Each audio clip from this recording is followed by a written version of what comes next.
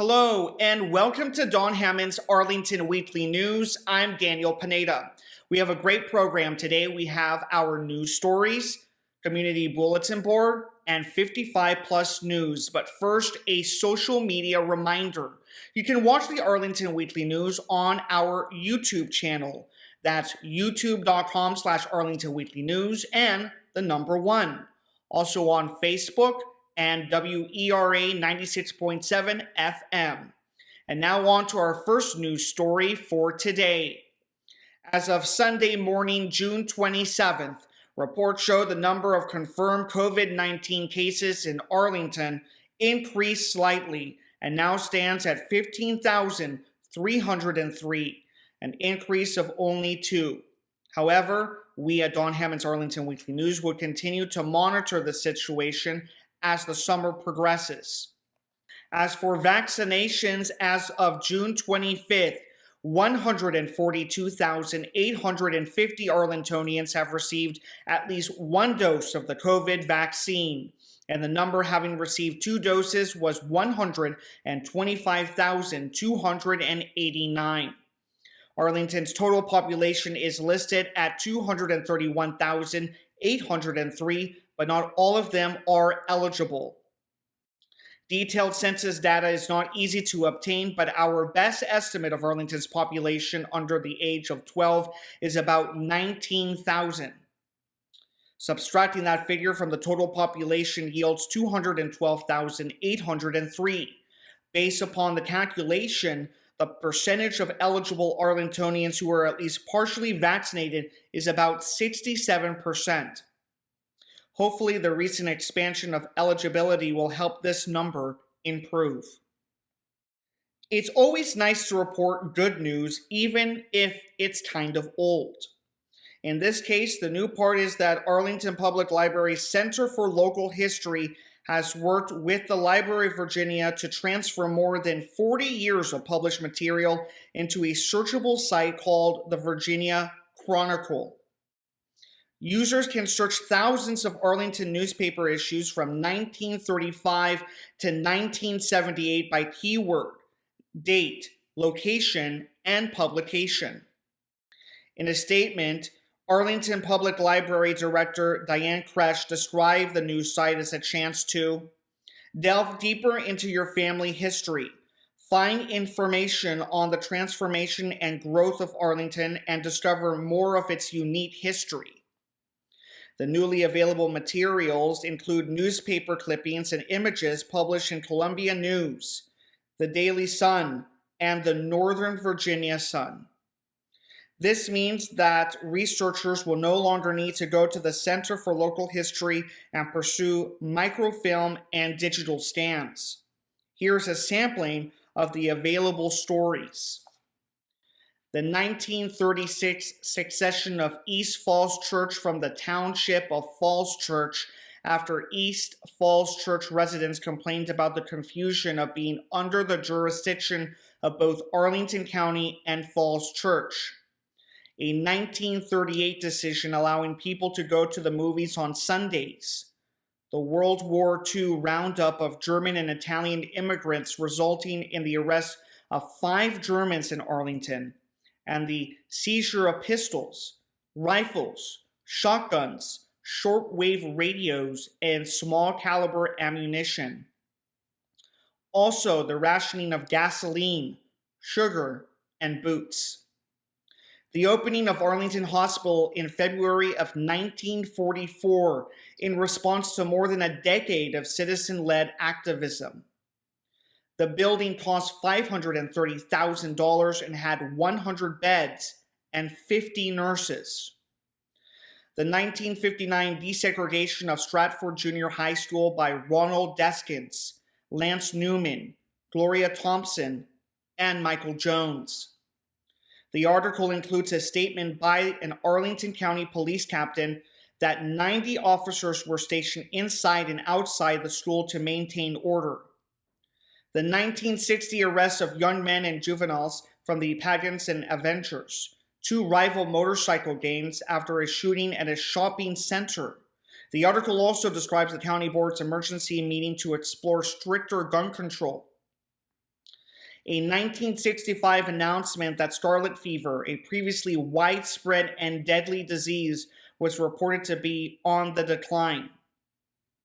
There are also more routine stories of young Arlington ladies entering society and getting engaged, along with the headlines about debates over rezoning single-family home lots to allow for apartment buildings, the planned Lion Village shopping center, noise from an aircraft taking off from the national airport.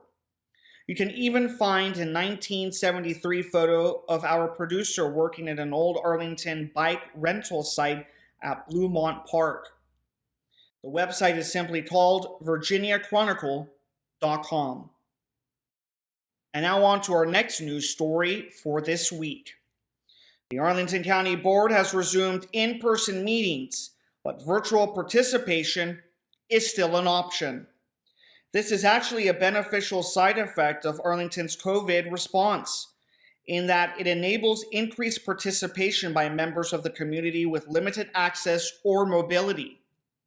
Perhaps one of them will include another COVID work session. Given the current vaccination rates, there is still work to be done. The following is an extract from the Arlington County Newsroom.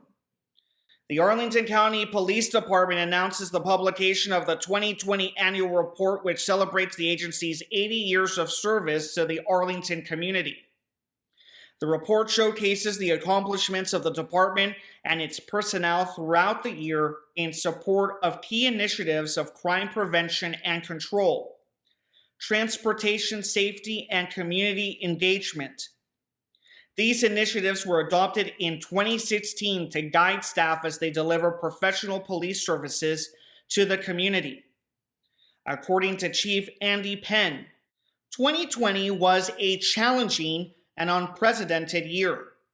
Throughout the global pandemic, the dedicated officers and support staff of the Arlington County Police Department continue to provide essential law enforcement services in support of our mission of improving quality of life through crime prevention. They also sought opportunities to continue advancing best practices in alignment with 21st century policing strategies. As we continue these advancements, the agency remains fully committed to proactively engaging and partnering with the community to build trust and ensure police services reflect the values of the Arlington community. The annual report is the official release of crime and traffic statistics by the department for the preceding year and provides an overview of multi-year trends in both categories. Year-end crime statistics are submitted to Virginia State Police in March based upon the Federal Bureau of Investigation's National Incident-Based Reporting System format. Investigative updates, as well as the reclassification of cases, can occur throughout the year, making the data dynamic as amendments are made. The most updated data, which may not be consistent with what is included in this report, is available on the Virginia State Police website. While traveling south on South Leap Road, we noticed a temporary illuminated sign in the road with the text that read, "Help reduce automobile theft. Lock your car." While we don't disagree with this sentiment, we feel that it could be directed to a more appropriate set of recipients. Here is our suggestion. Help reduce automobile theft. Don't steal cars.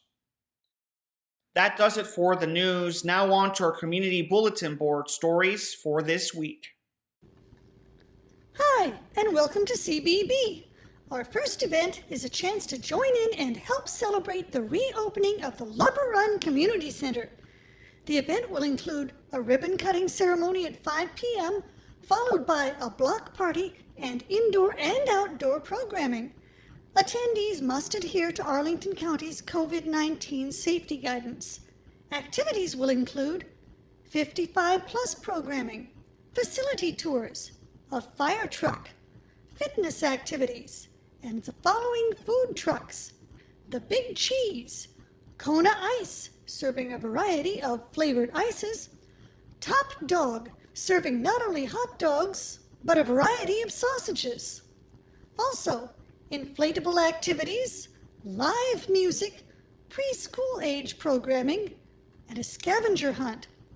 Parking is available at the garage located on North Park Drive. You can enter North Park Drive from North George Mason Drive. The event is rain or shine. That's on Friday, July 9th from 5 o'clock to 8 o'clock p.m. Next up, the Gallery Underground in July presents in their Focus Gallery Hot, an all-member show of member works inspired by the steamy temperatures, scenes, colors, and activities of summer. Works include summer sunsets, seascapes, depictions of summer gatherings, foods of summer, and works in reds and orange hues.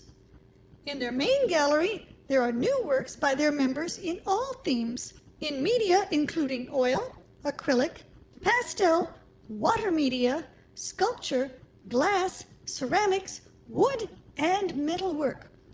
In addition to their monthly rotating exhibitions, Gallery Underground hosts a variety of community events like lunchtime paint-ins and dance and musical performances.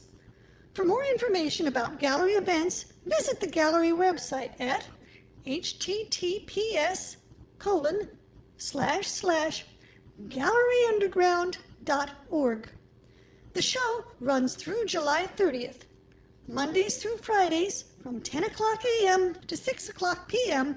at Gallery Underground, 2100 Crystal Drive.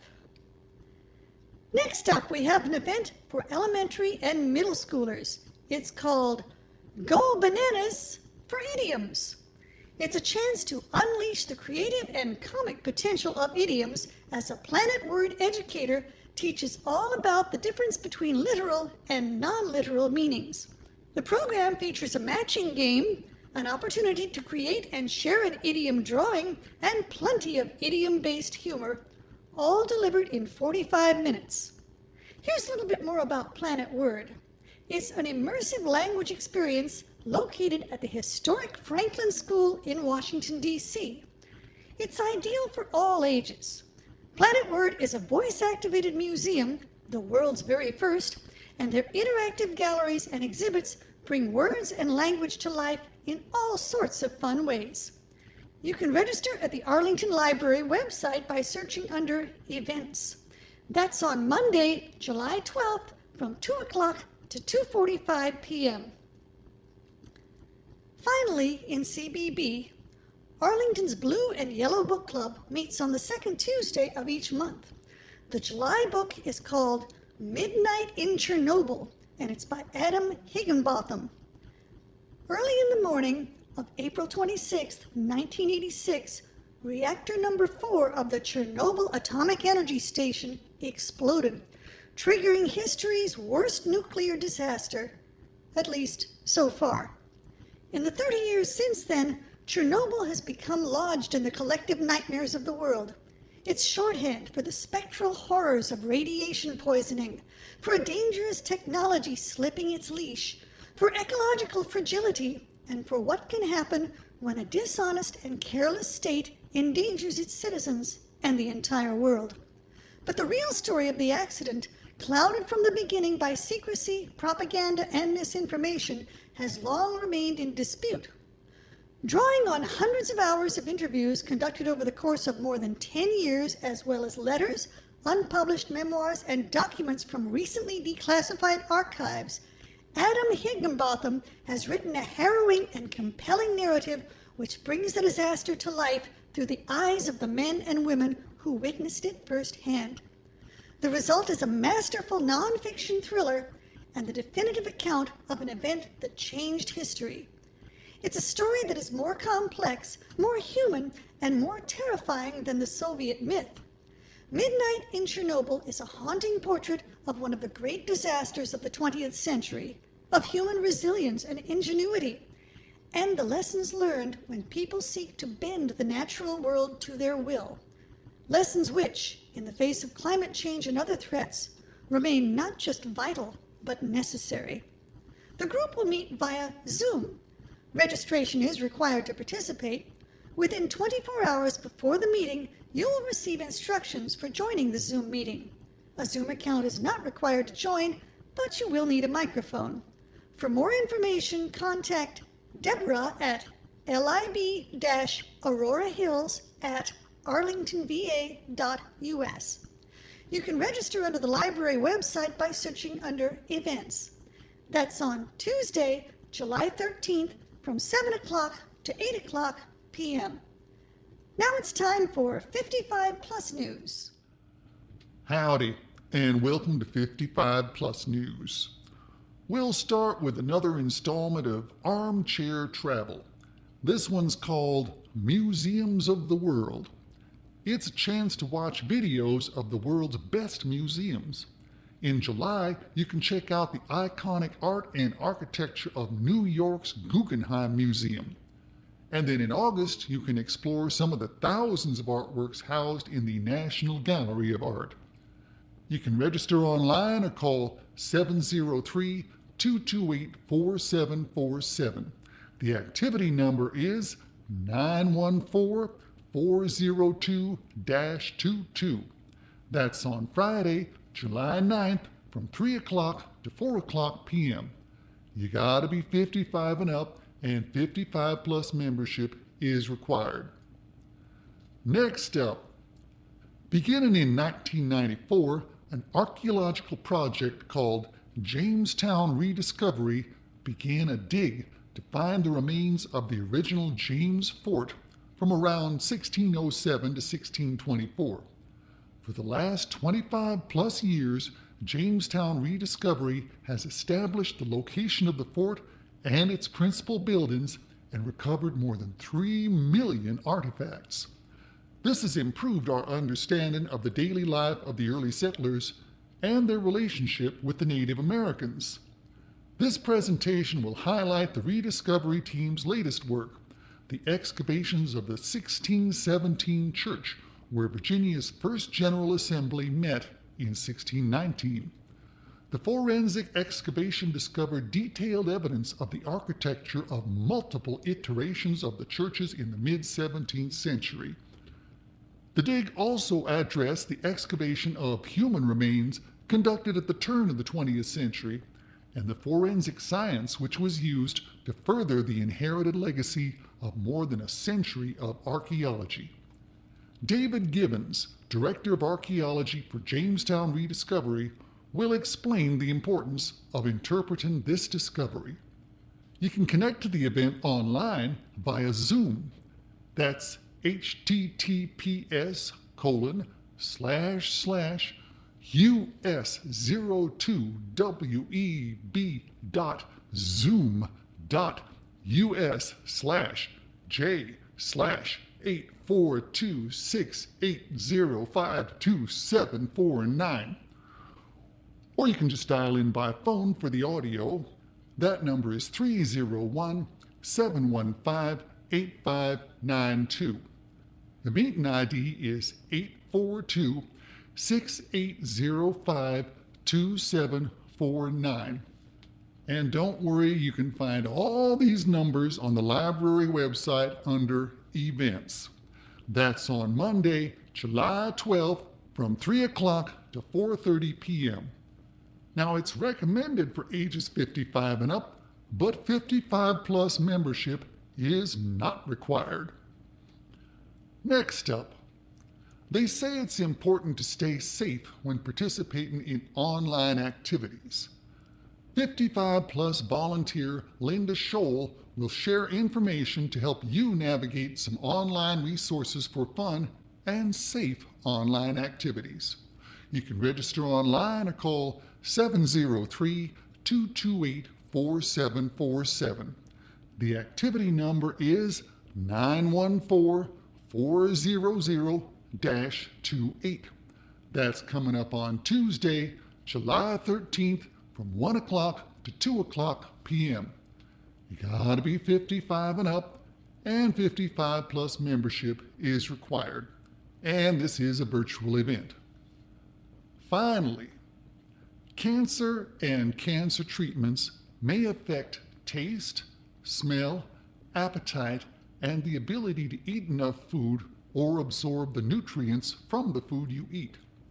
This can cause malnutrition, which is a condition caused by a lack of key nutrients. Registered dietitian Cynthia Choi of the Virginia Hospital Center will discuss the importance of nutrition during and after a cancer diagnosis. Register online or call 703-228-4747. The activity number is 914-500-12. That's on Wednesday, July 14th from 1 o'clock to 2 o'clock p.m. You gotta be 55 and up, and 55 plus membership is required. And this is a virtual event. Anyway, that's all I got for 55 plus news. Now, this is the point in the program where we usually get into some commentary or sometimes have a musical number. Things being how they are, I think it'd be better if we have a musical number.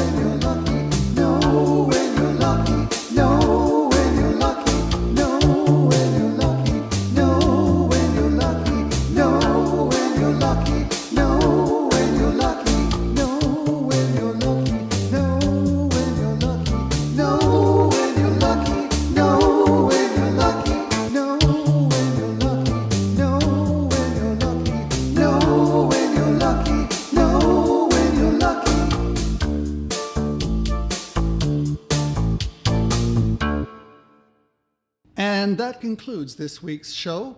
We will be back next week with more news from Arlington. Meanwhile, Be careful, be safe, and be well.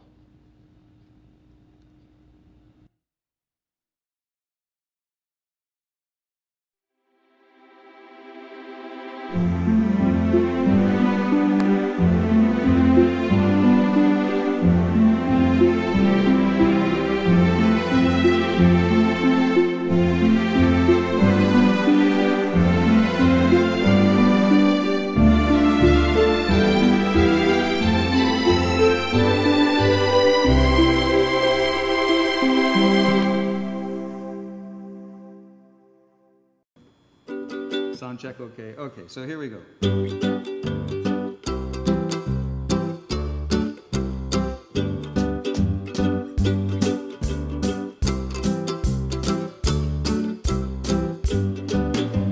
It ain't the heat, it's the humidity that'll get your attention.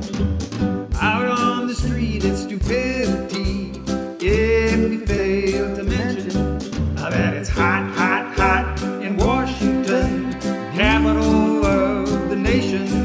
Yeah, it's hot, hot, hot in Washington. Go grab a cold libation.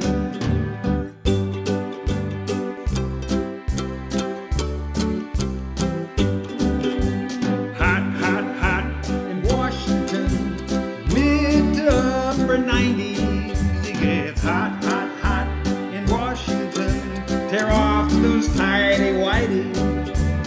If you have to work out in the heat, drink lots and lots of water. You can take your shirt off but be discreet.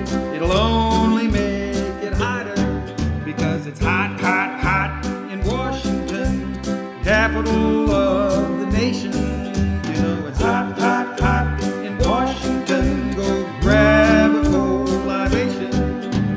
In the office air, it's nice and cool. You found a place to hide. If you're freezing there, don't be a fool. Just take a step outside because it's hot, hot, hot in Washington, capital of the nation. You know it's hot, hot, hot in Washington. Go grab a cold libation. Yeah, it's hot, hot, hot in Washington, mid to upper 90s. You know it's hot, hot, hot in Washington. Rip off those tidy whities. If you have to work out in the heat, drink lots and lots of water. You can take your shirt off, don't be discreet. It'll only make it hotter because it's hot, hot, hot in Washington, capital of the nation. You know it's hot, hot, hot in Washington. Go grab a cold libation because it's hot, hot, hot in Washington. Grab